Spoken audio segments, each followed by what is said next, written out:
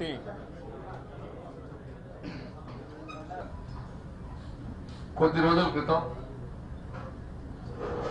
GVMC commissioner గారు 350 కోట్ల రూపాయలతోటి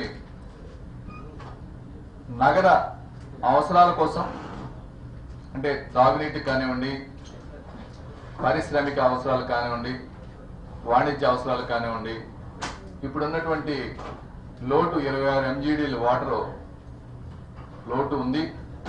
దీన్ని డీశాలినేషన్ ప్లాంట్ ద్వారా 350 కోట్ల రూపాయలు ఖర్చు పెట్టి డీశాలినేషన్ ప్లాంట్ పెట్టి ఆ శుద్ధి చేసినటువంటి నీటిని తీసుకొచ్చి నగర అవసరాలు తీర్చే ఆలోచనలో కార్పొరేషన్ ప్రభుత్వం ఉందని వారు స్పష్టంగా మీ పాత్రికేయ మిత్రులందరితో చెప్పడం జరిగింది.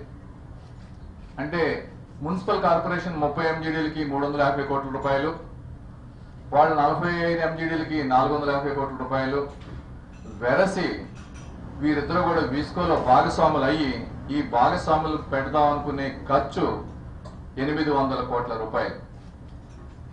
అయితే కమిషనర్ గారు తప్పలేదు, స్టీల్ ప్లాంట్ CMDది తప్పలేదు. ఎందుకంటే వారి అవసరాలు తీర్చాలి కాబట్టి, వారు ప్లాంట్ రన్ చేసుకోవాలి, వీరు ప్రజా అవసరాలు తీర్చాలి కాబట్టి ప్రత్యామ్నాయ మార్గాలు లేవనో, ఉన్న ప్రత్యామ్నాయ మార్గాలు ప్రభుత్వం, రాష్ట్ర ప్రభుత్వం యొక్క మంత్రులు, రాష్ట్ర ప్రభుత్వం యొక్క ప్రతినిధులుగా ఉండేటువంటి ఎమ్మెల్యేస్ వీరి యొక్క అవగాహన రాహిత్యం వలన, దృష్టి పెట్టకపోవడం వలన ఈ 800 కోట్ల రూపాయల ప్రజాధనాన్ని వారు ఖర్చు చేయాల్సినటువంటి పరిస్థితుల్లో వారు ప్రతిపాదనల కోసం DPRలు పిలవటం జరిగింది.